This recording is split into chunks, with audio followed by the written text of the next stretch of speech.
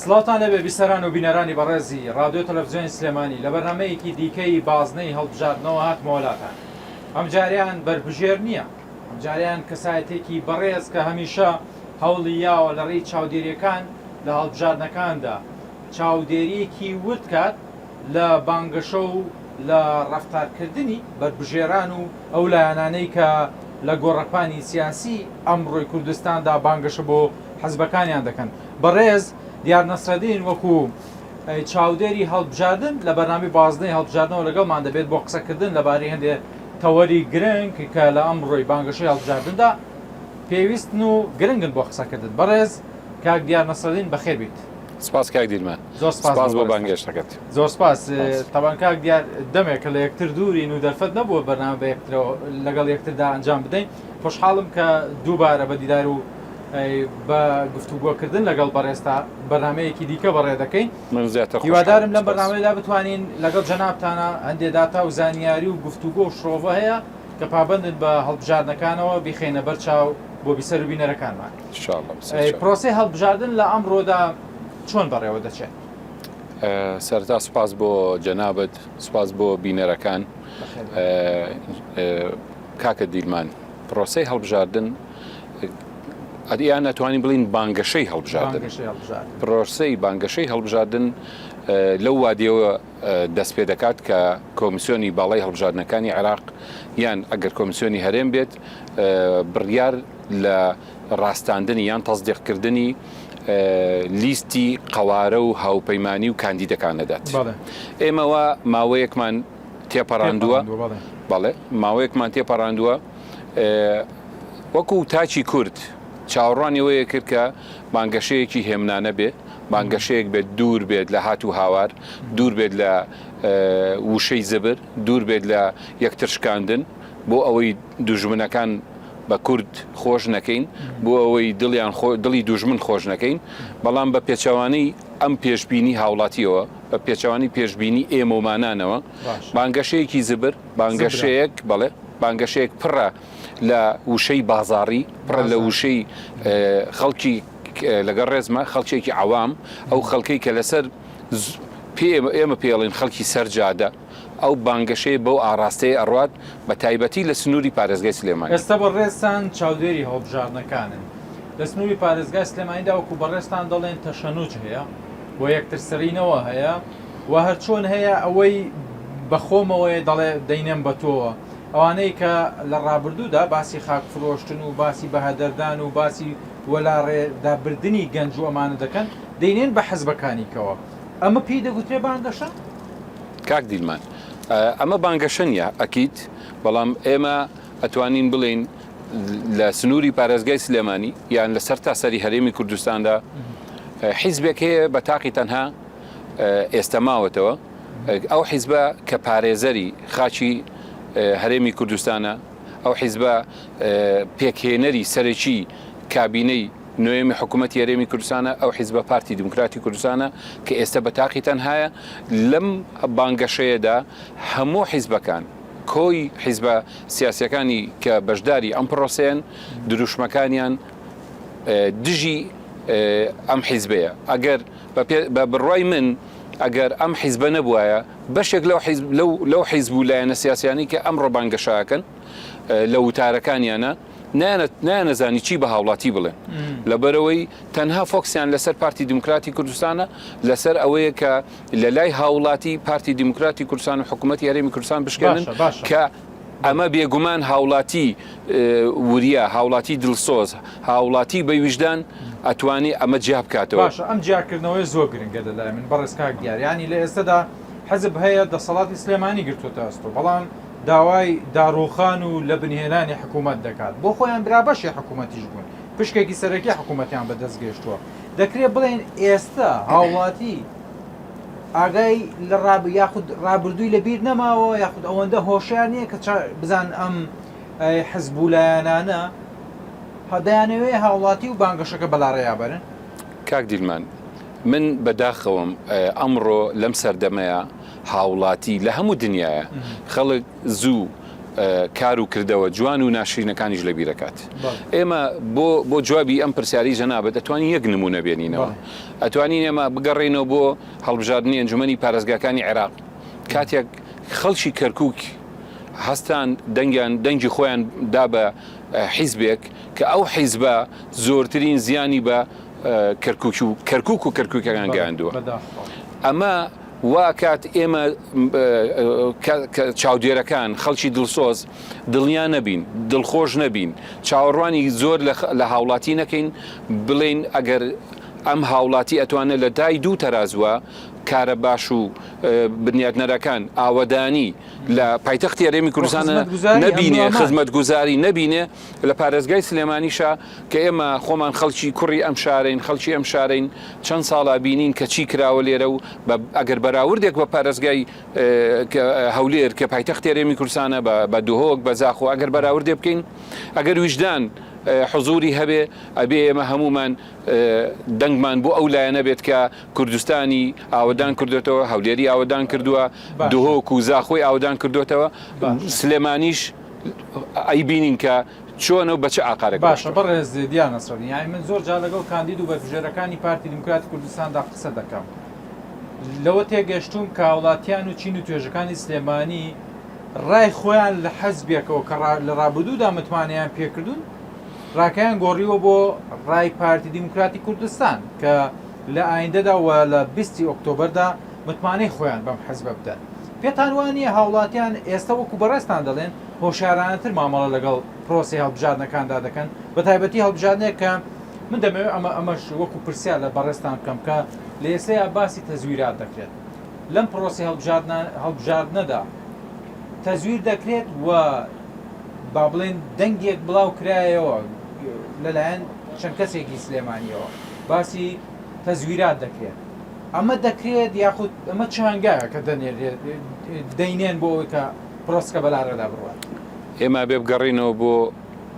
بۆ جوابیان پرسیارە بە بگەڕینەوە بۆ دڵنیاکردنەوەکانی تاکیداتەکانی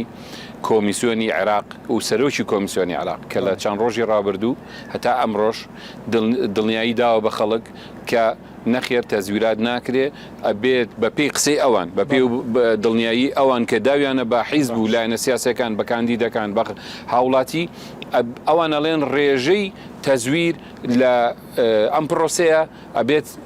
تا ئاستی سفر بێ ئەمە دڵنیاییشی دڵخۆشکەرە بەڵام ئەوەی کە ئێمەی بینین لە ئەرزی واقع ئەوەی کە جار بەجارێک ئەوە لە چەند ڕۆژی ڕابردووە لە چەند گرتە ڤیدۆییەکە دیومانە یان نیازی هەندێک لە سەرکردەی حیزبەکانی کە لەم هەرێمی کوردستانەیە ئێستا بانگەشەکەن لە سنووری پارێزگای سلێمانیە ئێستا بانگەشەکەن ئەو نیازانە بخوێنینەوە ئەبێت چاوەڕوانی هەموو شتێک بکەین ئەبێت چاوەڕوانی ئەو بکەین بێگومانە بێت خۆی ئەمە هیوامانوا بوو هەموو شتەکان چاک بێ هیوامانوا بوو کۆمیسیۆنی عێراق زاڵ بێ بەسەر هەموو نیەتێکی خراپ و کارێکی تەزویرکاریە بەڵام ئەم لەم چەند ڕۆژەی ڕابردوو هەندێک بەوادری کاری خراپ کاری تەزویرکاری و نیەتێکی خراپ بۆ دەستکاریکردنی دەرەنجامی هەڵبژاردنەکان بە شێوازی جیاجە ئەمانەوەمان لێکابێ کەوتونێتە گومانەوە من دڵنیا دەکەمەوە هاوڵاتی سادەی سەرجادەش بەم کارە دڵخۆش نییە متمانەی هاوڵاتی بە هەڵبژاردن و پرۆسەکە ئەوەندەی تر کەمەکاتەوە و ئەکات لە ساڵانی ئایندە لە خولەکانی ئایندە ئەگەر ئەم جارە پرۆسەکە بە پاشی نەڕوا بەڕێوە من دڵنیا دەکەمەوە ساڵانی ئایندە و لە خولەکانی ئایندەی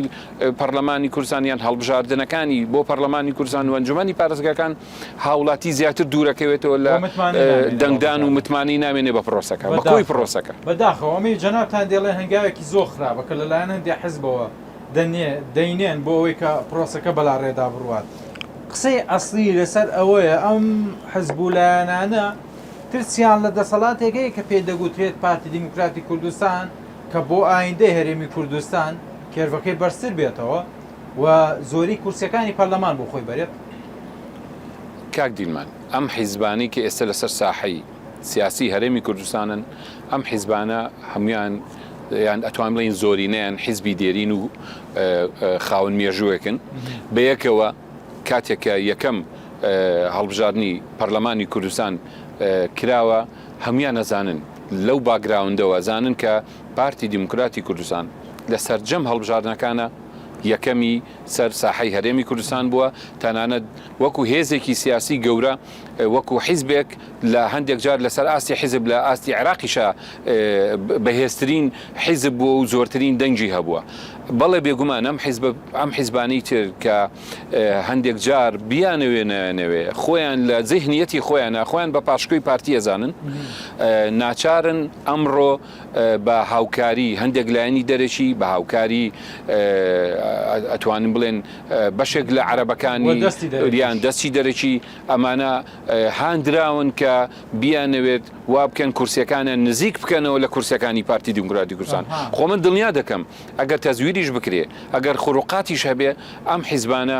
ناگەنە ئاستی کورسیەکانی پارتی دیموکراتی کوردستان بەس ئەمانەیانەوێ بگەنە نیوەی کورسیەکانی پارتی دیموکراتی من ئەوەی دڵخۆشمەکان لە قسە و گفتوگۆکانماندا بەڕێستان دەڵێن هاوڵاتی هەرێمی کوردستان چاوکراون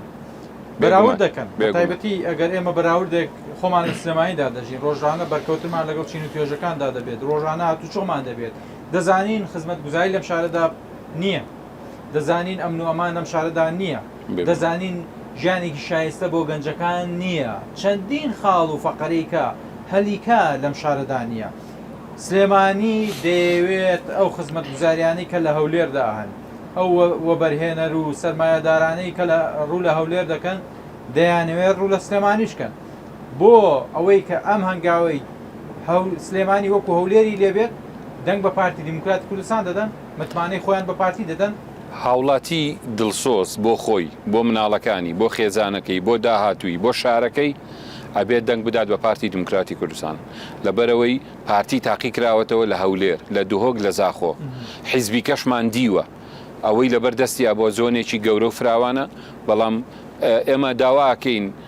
ئەو حیزبە یان حیزبەکانی تریش کە دژاتی پارتیەکەن پێمان بڵێن بەرنامەی کاریان چییە بۆ داهاتوو لە ڕابردووش چیان کردو لە پارێزگای سلێمانیە بۆ ئەوەی هاوڵاتی دڵی خۆش بێ و متمانی هەبێ بڵێت من دەنگ بە پارتی نادەم دەنگ بەم حیزبادەم کەواتە هاوڵاتی زیرەک و وریا هاوڵاتی دڵسۆز دووبارەیەکەمەوە ئەبێ دەنگ بدات بە پارتی دیموکراتی کوردستان بۆ ئەوی سلێمانی وەکو هەولێر و دووەکو زاخۆی لەبێ باشە بەڕێستان لە پێشووتردا باستان لەوە کرد ئەگەر ڕوبەڕوو یاخود ئەگەر قسەیەک نەبێ بۆ پارتی لە ئەمڕۆی هەڵبژاردنەکاندا ئەم لایەن و حەزبانەی کاتوونەتە پێشەوە لە هەڵبژاردنەکاندا هیچیان پێ نییە دەکرێت بڵین ئەمانش کە لە ئێستەی پرۆسەکەدا هەن وەکو حەزب بێ وەکولایەن بێ وەکو تاگە کەسی کە هاتوونەتە نێو پرۆسەکەەوە بۆ خۆیان چیان کردووە تا ئەوەندەی کە بڵێن پارتی تۆ ئەمە بکە ئەوەندە شتیان ئەوەندە خزمەتیان کردووە کە بە پارتی بڵێن ئێوە تۆ بێ خزمەتیت کاک دیلمان خۆی مە پرسیارەکەیە بەڕاستی من سەرەتا ئەوە مروژاند بتم ئەم حیزبانە یان ئەو تەنانەت هەندێک کەس لە دووکەوانەیە کە حیزبی نییە و بە حکمی ئەو سیاسەتی پەیڕەویە کە سیاسەتێکی پۆپۆلیستانە پەیڕەوەکرات بۆ وەکو سەربەخۆیەک هاتۆتە پێشەوە یان ڕەو تێشتێکی دروست کردووە لەم لاو لەولا ڕۆتی پۆپۆلیستی لە هەڵبژاردنەکاندا هەیە بەڵێ وازەحە ئوستاز دیلمان ئەوەی کە ئێمە ئەمڕۆ ئەیبینین جۆبیستی ئەبین لە شاشەکانەوە ئەیبینین ئەمە ڕەوتێکی پۆپۆلیستی نەبێ ئەمە گوتارێکی سەرجادە نەبێ گوتاری سەرکردە گوتاری خەڵکێک کە بەتەمای ئاوەدانکردنەوەی کوردستان بێ بەتەمای ئەوە بێت کوردستان بەرەو پێشەوە بڕوە ئەمە گوتار نییە بۆ هەڵبژاردن ئێمە ئەڵین دووبارەیەکەمەوە ئەم حیزبانە ئەم گوتاری ئەمڕۆیان بەس پارتی لێ دەربێنی هیچیان پێ نییە بە خەڵک بڵێن خەڵکی سلێمانی خەڵکی سنووری پارێزگای سلێمانی ئەگەر ئێمە هەڵبژێرن ئەوەتان بۆکەین یان ئەوەمان کردووە لە ڕابردوو هیچیان نەکردووە هیچ نە لە ڕابردوو کردوانە نە ئەمڕۆژ بەرنمەیەکیان پێیە ئێمە خەڵکی چاودێر خەڵکی دڵسۆز بەم شارە بێت بەرنمەکە بخوێنێتەوە بڵێ وەڵا ئەم حیزبە ئەمجارە دەنگم بۆ ئەم حیزبە ئەبێت لەبەروی بەرنمەی هەیە کاکە دیلمان ئەو دروشمانی ئەیبینین ئێمە لە سەرجادەکان لە بەرزەپردەکان لە شۆستەکان لە هەموو شوێنێگەوەی ئێمە ئەیبینین هیچی ئەگەر جەنابەت ئەم پرسیارە هەچەنە تۆ پرسیار لە منەکەی من ناکرێت پرسیارە تۆکەم بەس جەنابن پرسیارێ لە تۆکەم تۆ ئەو دروشمانەی بینی دروشمێکی ئاوەدانی تایە هەموو یەڵێ ئەی ڕوخێنین ئەی وەستێنین ئیتر بەسە نازانم چی ئەمانە دروشم نین بۆ ئاوەدانی خۆیان ینی ئێستا پارتی دیموکراتی کوردستان زیاتر لە دروشمەکانیدا باس لەوە دەکات ئاوەدانی و خزمەتگوزاری و ئەمن و ئەمان و خۆراگری و ژیانێکی شایستە بەڵێ ئەمە دروشمی پارتی دیموکراتی کوردستان لە نێوەند و وەرلەسەر و هەر هەمووشانەوە ڕێبەر و سەرکردەیەکی گەورەمان هەیە کە بەڕێز مەسعود مستەفا بارزانیە جەنابی بە هەوادارەکانی خۆی دەڵێت کاتان لەکەم بە شێوەیەکی نەرم بانگەشەی خۆتان بکەن بەڵام حیزبەکانی کە دێن پێچەوانەکەی زۆر بە شێوەیەکی تەشەنوجانە لەسەر ستێجەکان دەست جوڵاندن با بڵێن حرەکاتی عەجیب و غەریب لەم هەڵبژاردنەیە هاتە پێشەوە ئەوەی پارتی کوردیەتی لە بانگەشەکەدا بۆ خۆی دەڵێ من بەرپرسیارم من خزمەتکاری ئایندەتانە کاک دیلمان پارتی دیموکراتی کوردستان من ئەمە قسەی ئێستام نییە زۆر جاریکەم قسەیم لە هەموو شوێنێ کردووە ڕاستگۆترین حیزبە لەسەر ئاستی هەرێمی کوردستانە لەبەرەوەی ئەم حیزبە هەر بەرپرسیارەتیەکی لە ئەستۆ بێ لەسەر شان بوو بێ ئەگەر شتای شکستی هێنابێ و توێتی شکستم هێناوە ئەگەر سەرکەوتوو و توێتی سەرکەوتوم وەکۆم حیزبەکانی تر نین کاتێک بەشداری حکوومەتیان کردووە هەر لە حیزبە ئیسلامیەکان هەتا حیزبە ئەلمانیەکان یان ناوانی کە ئیتر بەخۆیان ئەڵێن پێشکەوتوو بەشداری هەموو کابینەکانی حکوومەتی هەرێمی کوردستانیان کردووە بەڵام ئەمانە هیچ کاتێ نەچوونەتە ژێرباری بەرپرسیارەتیەوە هەموو کادوتوانە ئێمە شەریک نەبووین هاوبەشی کراوین بەشێکمان پێدراوە کاکە کە تۆ وەزارەتێکە دەگرتە دەست لە حکوومەتێک کەواتە تۆ ڕازی بووی بە ئەجندا و بەرنامەی ئەو حکوومەتە کاک دیار با وەکو خۆی قسە بکەین ئەوان کە بەشێکیان پێدراوە بڕواتە بێت لە بەشەکەی خۆیان زیاتریان پێدراوە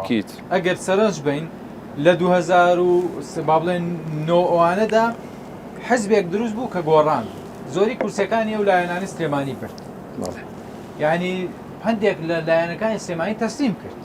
ئەوەی مایەوەکو هێزیەکان پارتی دیموکراتی کوردستان بوو ئەوە ئەو لایەنانی سلێمانی بوون کە دووبارە پەنایان بۆ پارتی دەبردەوە وەکو فریاد ڕاست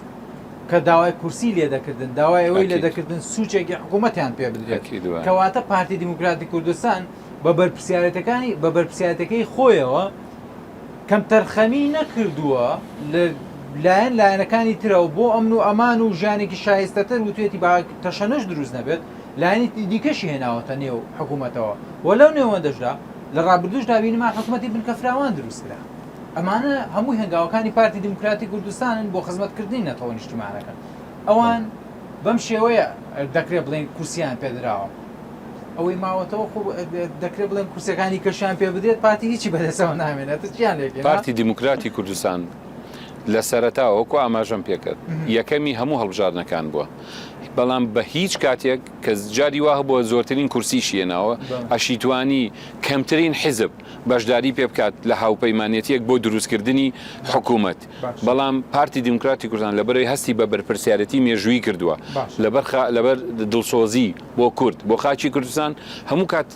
ئەو حیزبانەی کە شایستەی ئەوە بوون بەشداری حکوومەتیان پێ بکە بەشداری پێکردوون ڕاستە خێری پێ نەکردوون ئەوانیش کورسی خۆیانیان هێناوە بەڵام خۆ پارتی دیموکراتی کوردستان ئەیتوانی کەمترین بەشداریان پێ بکە ئەیتوانی کەمترین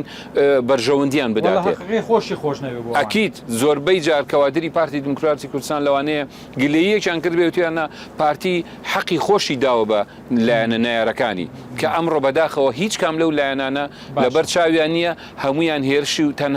تەنها پەیامەکەیان بێ ئەویش هێرشکردنە سەر پارتی دیموکراتی کوردستان و سەرکردایەتی و جەماوەکەی باشە وەکو چاودێرێکی هەڵبژاردن با پرسیاری ئەوە بکەم بۆچی لەم پرۆسی هەڵبژاردنەدا کەمترین سکاڵا بوونی هەبوو جا من ئەمە لە ڕاستیە بۆ چەند لایەنیشی جێرمەوە ینی ئەمە چەند هۆکارێکی من تەسەورم وایە بەشێک لە کاندیدەکان بەشێکی زۆری کاندیدەکان یان ئەو احتیمامەیان نییە یان بای ئەوەندە شارەزانین هەر کاتێک پێشێلکاریەک بەرامبەریان کرا بچن سکاڵا بکەن یانەوە تا تااقەتی سەرێشەی سکاڵا و نووسین و بێنەوبەرەی سکاڵیان نییە دادگەیانیان تەنانەت نووسینی فڕکردنەوەی فۆرمەکەیان یەکە فۆرمی دیاریکراو هەیە بۆ سکاڵا بەشێکیش لە حیزبەکان لە ڕاستیە کە سکاڵا ناکەن لە ڕابردوو هەندێک جار سکاڵاکان نەتیجەیان نەبووە بەڵێ بێ متمانەیەک باشە لەو بارەیەشەوە هەیە لە هەم لە لای کاندید هەم لە لای حیزب و لە لای هاوڵاتی سازی بەڕێزکاتی بەرنامەکەم بەرەو کۆتا ڕۆژ بەڵام کۆتا پرسیار دەکەم ئەمە مناقەشەمان کرد بەڵام لە نێوان ئەمە مناقەشەیدا بابەتێک هەیە کە لێرە و لێ باز دەکرێت دەگوترێت هەڵبژاردن ناکرێت نا من لەگەڵم قسەیە نیم هەڵبژاردن کۆمسیۆنی بەڵی هەڵبژاردنەکانی عێراق سەرجەم مەرحەلەکانی خۆ ئامادەکردنی ئامادە کردووە تەواوی کردوون تایم تەیبڵی خۆی تەواو کردووە ئەگەر ئێستا ئێمە بەیانی بڵین با ئینتیخابات بێ کۆمیسیۆنی ئامادەیە سەرجەم پێداویستیەکان هەموو شتێک لە شوێنی خۆی ئامادەیە تەنها ئێمە لە یەک حاڵەتە ئەتوانین بڵین کە هەڵبژاردن ناکرێت ئەوەی ئەگەر خوانە خواستە زروفی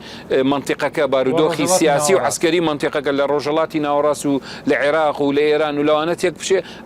تەنها ئەم ئەگەرە هەیە کە ئەم ئەگەرش لە ئێستا ئەگەرێکی لاوازە باشە تخوا با کۆتا پرسیارکەم ئەو با بڵێن شەڕ و ململانیانەی لە نێوان ئیسرائیل و وڵاتانی دیکەدا دروست بووە کاریگەری لەسەر ئەمڕۆی عێراق و تایبەت هەرێمی کوردستان دەبێت لە ئێستا کاریگەریەکانی کە من ئەگەر کاریگەری ئابووری نەبێت ببێتە هۆکاری بەرزبوونەوەی نرخی دۆلار هەرەوەندە لە ئێستاە بەڵام بێگومان ئەگەر عێراق وەکو دەوڵەت ئێمە بێگومان هەرێمیشی فیدراالین لەناو ئەو دەوڵەتی عێراقا ئەگەر عێراق بە پریشکی ئەم شەڕی بەربکەوێت ئەگەر ئێمە زیرەکانە مامەڵە نەکەین بێگومان پریشکی ئەم شەڕە بەرەکەوێت زۆر سپاس بۆ جەنابتان سپاس بۆ پێم باشە کۆتا قسەش بکەیت وەڵا لێرەوەتی پرۆسەکە بۆ هەڵبژاردن من لێرەوە داوا لە سەرجەم هاوڵاتیانی هەرێمی کوردستانەکەم داوایان لە یەکەم لە ڕۆژی دەنگدان لە 20 بە دڵی خۆش بە دڵسۆزانە لە پێناو خاچی کوردستان لە پێناو ئاودانی کوردستان لە پێناو خەباتی ڕابردووی پێشمەرگە و شەهیدەکانمان بچن دەنگی خۆیان بدەن دەنگ بدەن بەو لایەنەی کە هەرێمی کوردستان ئاوەدانەکاتەوە کە ئاشتی و ئارامی و خۆڕاگری بۆ ئەم هەرێمەیەنێتە پێشەوە بەرامبەر بە نەیارەکانی بەرامبەر بە دوژمنەکانی زۆر سپاس ڕێزدار دیار نەسەدین وەکو چاودێری هەڵبژاردن کە لەگەڵمان بوو سپاس بۆ بەڕێستان خۆشەویستان سپاس بۆ ئەوەش کە تا ئەو کات لە بەرنامەی بازنەی هەڵبژاردنەوە لەگەڵمان بوون بە هیوای حکومیانی بەڕێزی بەردەوام دەڵێت بە هەمومانەوە ڕوو لە سندوقەکانی دەنگدانکەین و دەنگ بەو کاندید و باش و بەهێزانە بدەین کە خەمخۆر و بەهێزێکی نوێەوە دەیانەوە بچنە نێو پەرلەمانی کوردستانەوە تەندروست باش بن و دوور بن لە بەڵا خواتان لەگەڵ بێت.